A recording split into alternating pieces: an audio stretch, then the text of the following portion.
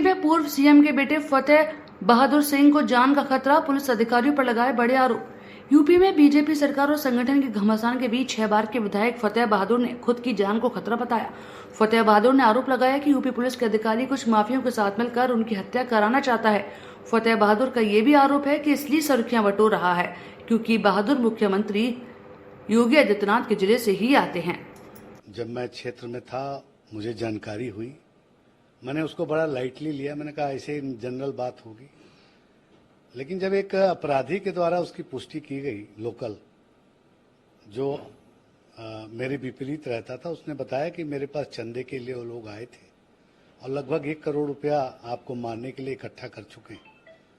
तो फिर मैंने लोकल प्रशासन को और उसके दूसरे दिन माननीय मुख्यमंत्री जी को लिखित रूप से इसकी सूचना दी और आज मेरे ख्याल से 12-13 दिन हो गए, लेकिन अभी तक कोई कार्रवाई नहीं हुई। जो एसओ था वो वहां से चेंज हो गया और एसओ को पूरी जानकारी थी। उसके पास जो अपराध में घटना करने वाला व्यक्ति है वो बैठता भी था, फोन भी आते थे और बहुत अप्रोच वाले लोग उस एसओ को और स्थानीय जो नीचे के एसपी होते हैं उनको भी फोन करते थे कि उस अपराधी को बचाने के कृत्यों में।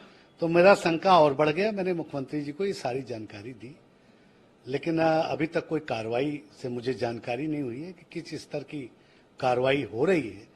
तो मेरा ये पीड़ा थी, तो मैंने इसकी जानकारी स्थानीय मुख्यमंत्री जी को तो दी ही और केंद्रीय नेतृत्व को भी दे दी। तो मुख्यमंत्री जी से आप खुद मिले थे और कितने दिन पहले उनको जानकारी दी? 11-12 दिन हो गए आज और मैंने सारी जानकारी उनको दे दी थी। तो क्यों आपके पीछे ये अपराधी पड़ा? कौन ये अपराधी है और क्या वजह हो सकती है इसके पीछे?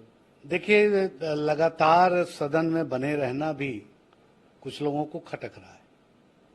मैं 20 साल मंत्री के रूप में काम कर चुका हूं, प्रोटेम स्पीकर के रूप में भी काम कर चुका हूं और माननीय मुख्यमंत्री जी के जो भी दिए गए दायित्व क्षेत्र में होते हैं, जिले में काम जो उनके द्वारा दिया जाता है, विकास के कार्य क्षेत्रों में हम लोग कराते हैं। लेकिन कभी ऐसी शिकायत 35 वर्षों में इस तरह की नहीं आई कि कोई इस तरह की हरकत मेरे जनपद में कोई कर सकता है। लेकिन कुछ स्थानीय लोग उसको सह दे रहे हैं और घटना कराने में लगे हुए हैं। मुझे याद है हमारे स्वर्गीय पिताजी की भी उम्र 53-54 साल में ही उनकी हत्या कर दी गई थी किसी दल के द्वारा और मुझे आशंका है कि कोई न कोई साजिश मेरे ऊपर भी की जा रही है। इतनी बड़ी चीज है, उसके बावजूद भी अभी आपकी जो सुरक्षा है उसमें भी कोई बढ़ोतरी नहीं हुई? नहीं, हमें सुरक्षा नहीं चाहिए। हम सुरक्षा की मांग नहीं कर रहे हैं। हमें तो ऑलरेडी मुख्यमंत्री जी ने सुरक्षा विशेष स्तर का दे रखा है। हमें सुरक्षा नहीं चाहिए, हमें इसका पर्दाफाश चाहिए।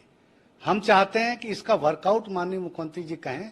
जो स्थानीय अधिकारी उनको गलत फीडबैक दे करके समय काट रहे हैं, उनको टाइट करने की जरूरत है या कोई जांच एजेंसी उच्च स्तरीय जांच करे, एसटीएफ के द्वारा जांच की जाए। लेकिन लिखित ऑर्डर अभी कहीं गया नहीं। प्रशासन हमारे सामने हमारा सम्मान करता है, लेकिन जब उच्च स्तरीय जब वो बात करता है तो लाव लपेट से साथ बात करता है। उनका क्या है क्वालिफिकेशन, आप जानते हैं, हम भी जानते हैं। आईएएस आईपीएस क्वालिफाई करके आते हैं, यही क्वालिफिकेशन। इंटर बीए की डिग्री होती है उनकी। उनको राजनीतिक स्थितियों की कोई समझ तो होती नहीं, तो वो प्रशासनिक व्यू से अपना गला बचाते फिर रहे हैं। और अगर मुझे संदेह है, ये पूरा विश्वास है कि कोई न कोई घटना मेरे विरुद्ध चल रही है या साजिश चल रही है मारने की, कि इनको निपटा दो, भविष्य में ये चुनाव ही न लड़ पाए। मुख्यमंत्री की वजह से बहुत से निर्णय अधिकारियों के गलत फीडबैक से भी बदल जाते हैं। इसमें स्थानीय फीडबैक अगर लिया जाएगा तो निश्चित रूप से पता चल जाएगा। ये जांच एजेंसी कुछ उस स्तरीय हो जाए। मैं तो कहता हूं कि अगर एसटीएफ वर्कआउट नहीं कर पा रही तो इसको सीबीआई को दे दिया जाए, सीबीआई जांच कर ले, सत्यता सामने आ जाएगी। नेता लोग तो सुरक्षा के लिए ये सब काम करते हैं। बहुत से फीडबैक ऐसे लोगों के अंदर, मुझे कोई सुरक्षा की आवश्यकता नहीं है। मुझे मुख्यमंत्री जी ने ऑलरेडी सुरक्षा दे रखी है। मुझे तो ये जो गंभीर विषय आया है, मैं कब तक बसता फिरूंगा, कब तक ऐसे ही जो है घरों में बैठा रहूंगा। मुझे भी जनता के प्रति जवाबदेही है मेरी, उनके बीच जाकर के रहने का। आज 8 दिन हो गया मैं कहीं गया नहीं, मेरा मूवमेंट नहीं हो पा रहा है क्योंकि पुलिस प्रशासन स्थानीय कोई आश्वासन नहीं दे रहा कि कैसे मूवमेंट करूं, क्या काम करूं। तो ये सब कठिनाइयां मेरे सामने इधर थी, इसलिए मैंने कहा कि नेतृत्व को भी मैं बता दूं।